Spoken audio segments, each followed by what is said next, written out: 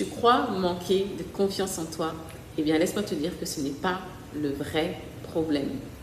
Tu vas dire peut-être que tu es victime du syndrome de l'imposteur. Peut-être que tu as déjà été face à un projet, quelque chose qui te paraissait tellement ambitieux, mais auquel tu as renoncé simplement parce que tu pensais que c'était trop grand pour toi. Si tu te reconnais dedans, eh bien, reste bien jusqu'à la fin de cette vidéo parce qu'aujourd'hui, on va décortiquer ce qui se passe derrière le syndrome de l'imposteur et surtout, on va trouver des solutions pour le dépasser et avancer vers ses objectifs.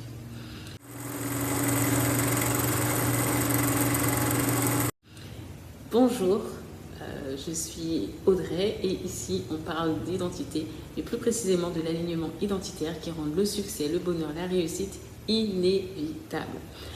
Aujourd'hui, donc, comme je t'ai dit, on est toujours dans cette thématique de l'ego, parce que l'ego, cette meilleure version de nous, ce protecteur, ce bouclier qui cherche à nous protéger, parfois nous fait faire des choses que l'on ne souhaite pas forcément faire, en tout cas qui ne cadrent pas dans notre plan, dans nos objectifs, ok? Et plus précisément quand cet ego est blessé. Et quand il est blessé, on a parlé la dernière fois du syndrome de la victime.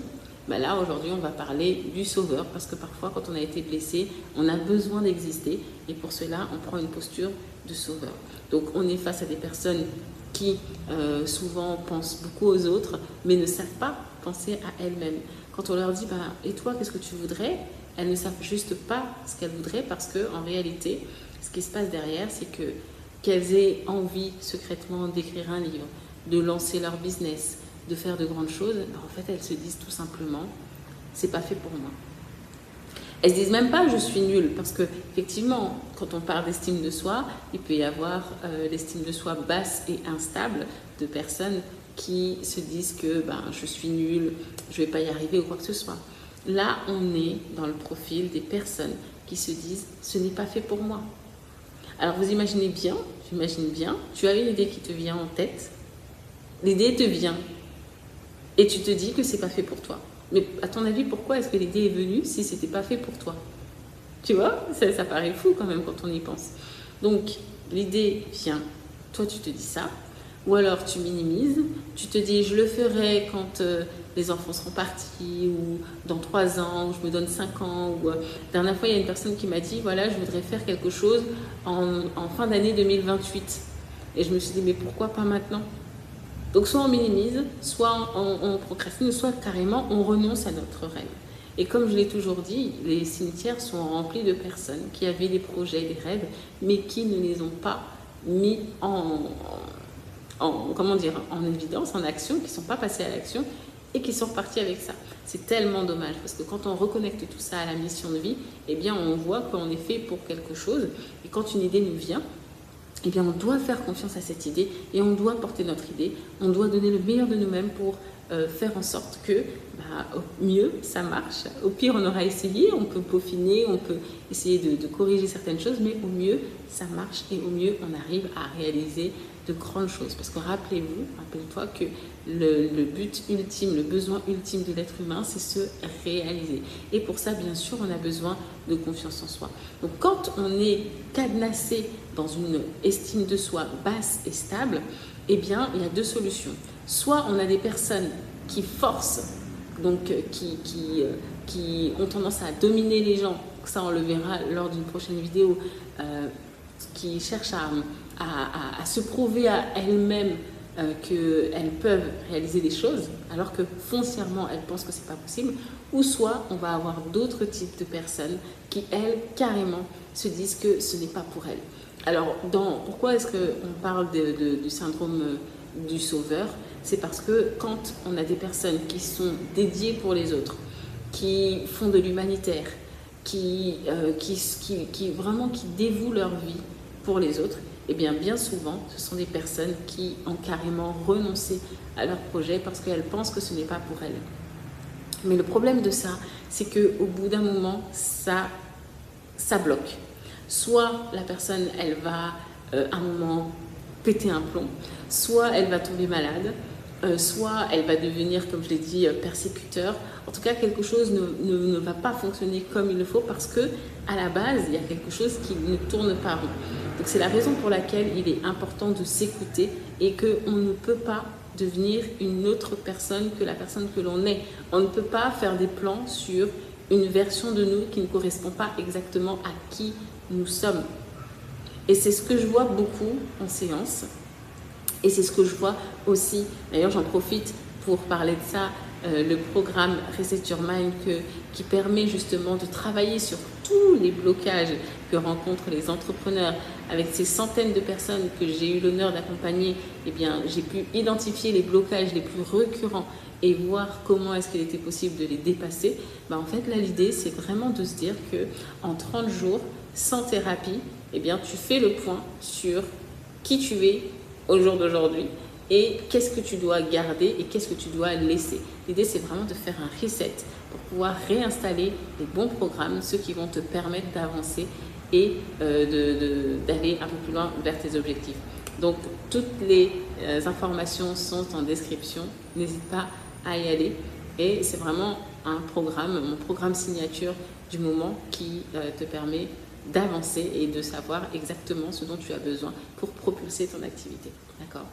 Donc, tout ça pour dire que quand tu as des programmes erronés, quand tu penses que ce n'est pas possible pour toi, quand tu as été entouré dans un environnement qui t'a toujours bloqué, qui t'a toujours fait croire que tu n'étais pas capable de faire quelque chose, et bien pour peu que tu y aies cru, forcément tu restes bloqué. Et le danger pour l'estime de soi particulièrement basse et stable, c'est que ce n'est pas les meilleurs profils que l'on coach à la base. Ce ne sont pas ceux qui vont avoir un déclic si on ne leur prend pas, si on ne les prend pas par la main. Parce que ce sont des personnes qui sont tellement ancrées dans ça, qui ont des croyances tellement ancrées et limitantes, bien sûr, qu'en fait, elles ne vont même pas chercher à s'améliorer. Elles vont rester dedans et elles vont faire en sorte que leur vie passe devant eux. Et à la fin, malheureusement, comme je l'ai dit, soit des maladies, soit beaucoup de rancœur, soit... En tout cas, on n'est pas du tout dans le bien-être. On n'a pas un mindset de croissance, on a un mindset fixe parce qu'on croit que la vie est figée. Et on ne performe pas et à la fin, on n'a pas... c'est un cercle vicieux parce qu'on n'a pas confiance en nous par rapport à ça. Et l'idée, qu'est-ce qu'il faudrait? C'est de pouvoir se dire, c'est possible pour moi. C'est le début, en fait, la première chose que tu dois te dire, si tu te reconnais dans ce profil et si tu veux changer, c'est de te dire que c'est possible pour toi. De te reconnecter au fait que tout est possible, si tu le décides. Et au fait qu'il n'y a pas de hasard. Si une idée était venue en tête, c'est bien parce qu'elle est faite pour toi. Et c'est bien parce que tu as les capacités pour pouvoir la mener à terme et réussir. Parce que bien entendu, quand on se lance dans un projet, quand on se lance dans l'entrepreneuriat, c'est pas pour voir petit, c'est pas pour jouer petit, c'est pas pour minimiser, c'est pas pour renoncer, c'est pour y aller. Il y a un pourquoi qui est suffisamment fort et ce pourquoi-là doit te porter, doit te driver pour que tu puisses aller jusqu'au bout de ce projet-là, porter ton idée et l'amener. Parce que, encore une fois, il y a une motivation qui est égoïste, parce que oui, tu le fais pour toi à la base, mais il y a aussi une motivation qui est hédoniste. C'est-à-dire qu'il y a sûrement des personnes qui ont besoin d'entendre ce que tu as à leur proposer, qui ont besoin d'entendre ta voix, qui sont là parce qu'elles veulent que tu joues un rôle dans leur vie. Donc tu n'es pas là pour les sauver, attention. Tu sais que quand tu es dans cette optique de sauveur, eh bien, tu veux en réalité exister à travers les gens. Tu n'es pas là pour les sauver. Tu n'es pas là aussi pour entretenir cette blessure que tu as sûrement eue, blessure d'abandon, blessure de rejet, qui fait que tu penses que si tu n'es pas là pour les autres, eh bien, tu n'auras pas de reconnaissance, tu n'auras pas d'appartenance, quoi que ce soit. On n'est pas là, d'accord? Tu as sûrement une famille, tu as sûrement des amis, tu as sûrement un entourage, donc tu as ce besoin d'appartenance qui est comblé. Maintenant, au niveau de l'estime, il va vraiment falloir que tu muscles cette estime de toi, parce que non seulement il va falloir que tu en aies conscience, mais en plus que tu la muscles pour que tu puisses ensuite passer à l'action et pouvoir bien sûr te réaliser. Voilà, donc les 3 étapes, encore une fois pour résumer, pour pouvoir travailler concrètement sur ce syndrome de l'imposteur, c'est de 1, prendre conscience que tout est possible. Tout est possible. Peu importe ton histoire, peu importe qui tu es, peu importe ce que tu as vécu, tu n'es pas ton passé, tu es dans le présent et tu es en train de construire ton avenir. Donc, 1, reconnecte-toi au fait que tout soit possible. 2, c'est le fait de prendre conscience que tu as déjà des choses que tu penses ne pas avoir. Tu as sûrement tes besoins physiologiques qui sont comblés, tes besoins de sécurité, tes besoins d'appartenance. Tu fais partie de quelque chose. Tu fais partie d'une communauté.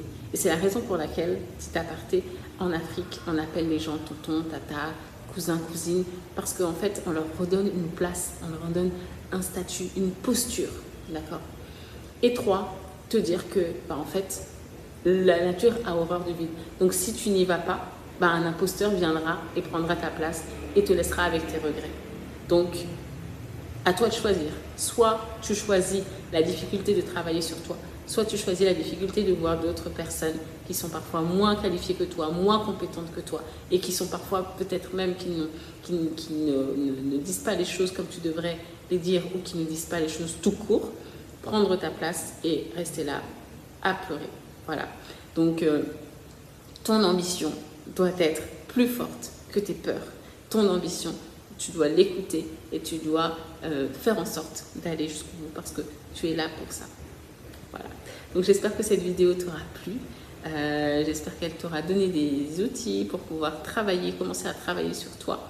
N'hésite pas, encore une fois, à te renseigner sur le programme Reset Your Mind qui vraiment, c'est une pépite. Toutes les personnes qui l'ont essayé ont confirmé la façon dont ça les a aidés à pouvoir avancer. Ok.